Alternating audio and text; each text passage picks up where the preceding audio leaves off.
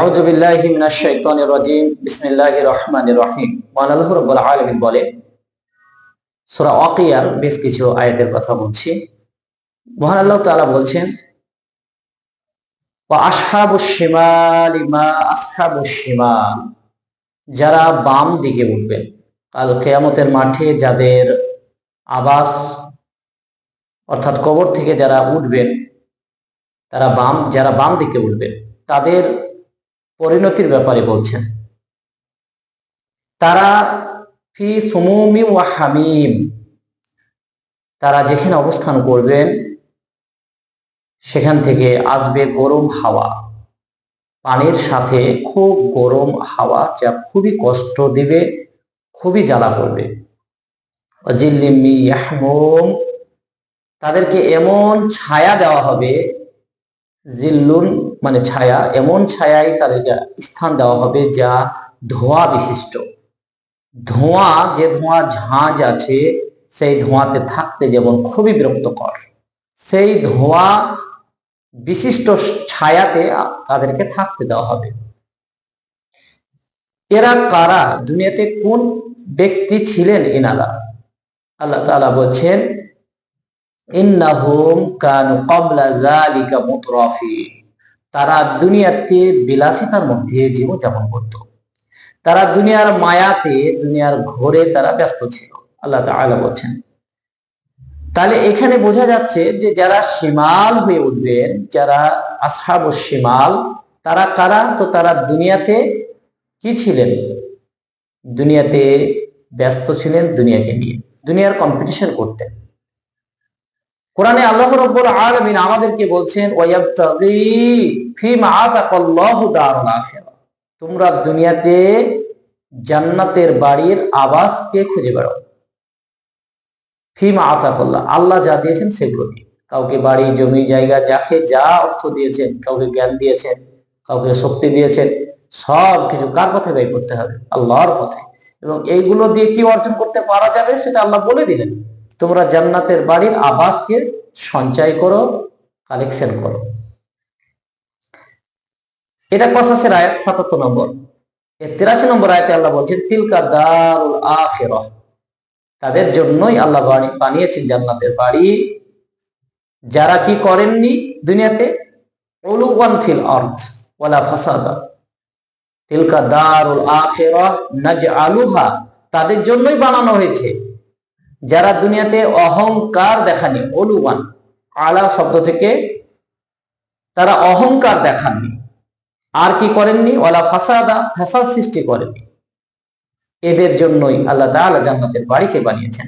হাদিসে এসেছে, লা ইয়াদখুলুনাল জান্নাতা, জান্নাতে যাবে না যাররাতিন মিন কিবর, যাররা পরিমাণ যদি কারো অহংকার থাকে। আমরা এই হাদিসগুলো, এই সমস্ত আয়াতগুলোকে নিয়ে ভাবি না, চিন্তা করি না, চিন্তা করার প্রয়োজনই মনে করি না। কারণ আমরা সীমা হয়ে উঠতে চাইছি, তার জন্য তো অহংকার ধারণ করি। আলেম ওলামাদের যে অহংকার, আজ আমাদের সাধারণ মানুষরা দুনিয়ার মায়া নিয়ে যেভাবে প্রতিযোগিতায় লিপ্ত হয়েছে, আমাদের কখনো পেট ভরবে না, কখনো আশা পূর্ণ হতে পারে না। হাদিসে এসেছে, বুখারীতে, আল্লাহ রাসূল সাল্লাল্লাহু আলাইহি ওয়াসাল্লাম বলছেন যে, লাউ আন্না ইবনা আদম ওয়াদিয়ান মিন যাহাব, আদমের সন্তানকে যদি সোনার পাহাড় দেওয়া হয় তবু মন পুত হবে না। দুটো যদি দেওয়া হয়, ওয়াদিয়ান মিন যাহাবিন, দুটি পাহাড় দেওয়া হয়, আইয়াকুনা লাহু ওয়াদিয়ানি, একটাতে মন পুত হবে না, ওয়াদিয়ানি, দুটোর আশায় থাকবে। দুটো দিলেও পেট ভরবে না। কি হবে? কখন পেট ভরবে? আল্লাহ রাসূল বলেছেন, ওয়ালাম ইয়ামলাফাহু ইল্লা তুরাব, বুকে মাটি চাপা না পর্যন্ত, শেষ নিঃশ্বাস ত্যাগ না করা পর্যন্ত জীবনের আশা পূর্ণ হবে না। আল্লাহ তাআলা মুমিনদেরকেও বাঁচার জন্য তাগিদ দিচ্ছেন কোরআনে সূরা মুনাফিকুনের ৯ নম্বর আয়াতে, ইয়া আইয়ুহাল্লাযিনা আমানু লা তুলহিকুম, তোমাদেরকে যেন ঘুরিয়ে না দেয়, লা তুলহিকুম আমওয়ালুকুম, তোমাদের মাল, ওয়ালা আওলাদুকুম, এবং তোমাদের সন্তান, কি থেকে? আন যিকরিল্লাহ, আল্লাহ জিকির থেকে যেন তোমাদেরকে ভুলিয়ে না দেয়, আল্লাহ জিকির করা থেকে যেন সরিয়ে না দেয়। আজ দেখুন, প্রকৃতভাবে নামাজ আদায় করা যায় না, দান সাদকা করা হয় না, সঠিকভাবে আল্লাহর পথে ছোটাও হয় না, এই দুনিয়া করতে গিয়ে। হাদিসে আসছে, আল্লাহ রাসূল বলছেন, সহিহ মুসলিমের হাদিস, তিনি বলছেন যে, ফাত্তাকুদ দুনিয়া ওয়াত্তাকুন নিসা, তোমরা দুনিয়া থেকে বেঁচে থাকো আর মহিলাদের ফিতনা থেকে বেঁচে থাকো, তাদের রূপ চেহারা থেকে। যারা মহিলাদের ফিতনায় পড়ে গেল তারা নিজেকে শেষ করে দিল, যারা দুনিয়ার টার্গেট পূরণ করতে যারা নেমে গেল তারাও শেষ হয়ে গেল, তারা বরবাদ হয়ে গেল। আল্লাহ রাসূল সাল্লাল্লাহু আলাইহি ওয়াসাল্লাম তার সাহাবায়ে-কেরামদের সতর্ক করতেন দুনিয়া থেকে বাঁচার জন্য। তেনারা এই দুনিয়ার বিনিময়ে আল্লাহর কাছে জান্নাত কামনা করেছেন। কোরআনে আল্লাহ তাআলা উল্লেখ করেছেন সূরা তাওবার 111 নম্বর আয়াতে, হাসতারা মিনাল মুমিনিনা আনফুসাহুম ওয়া আমওয়ালাহুম বিআন্না লাহুমুল জান্নাহ। মুমিনের জান মাল আল্লাহ কিনে নিয়েছে জান্নাতের বিনিময়ে। হাদিসে এসেছে বুখারীতে, ইন্নাদ দুনিয়া হুলওয়াতুন খাদির, ইন্নাদ দুনিয়া হুলওয়াতুন খাদিরাতুন ওয়া ইন্নাল্লাহা মুস্তাখলিফুকুম ফিহা ফায়ানজুরু কাইফা তা'মালুন। এই দুনিয়া যে খুব মিষ্টি জায়গা, খুব লোভনীয় জায়গা, আল্লাহ তাআলা তোমাদেরকে সেই জায়গার প্রতিনিধি বানিয়েছেন। ফায়ানজুরু কাইফা তা'মালুন, কি কর্ম তোমরা এখানে করছো, কি কাজ করছো তোমরা এখানে, তোমাদের কর্ম পুরো ভিন্ন।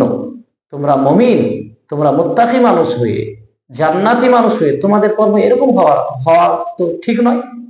ফায়ানজুরু, ধ্যান দাও, লক্ষ্য করো কি কাজ করছো তোমরা।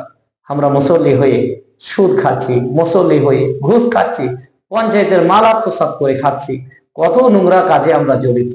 এটা কি আমাদের উচিত? না এইরকম কর্ম করে জান্নাতে যাওয়া সম্ভব? ভাইরা আমার, পারলে শেয়ার করবেন, খুব গুরুত্বপূর্ণ কথাগুলোই হয়তো বলার চেষ্টা করলাম। তাহলে আমাদেরকে বুঝতে হবে যে মহান আল্লাহ রাব্বুল আলামিন জান্নাত আমাদেরকে দিবেন এটা বলেছেন, কিন্তু এইরকম হলে হবে না।